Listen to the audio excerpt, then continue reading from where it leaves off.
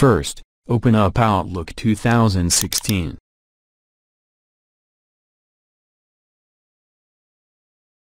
Click on New Email.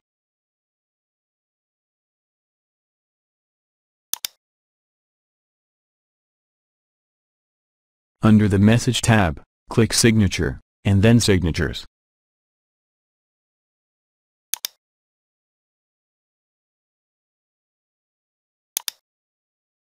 Click on New, and give it a name.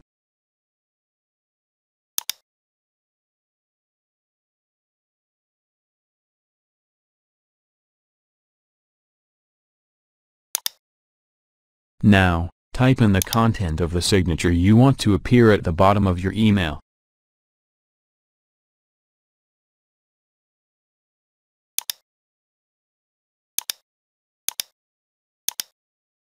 Press OK.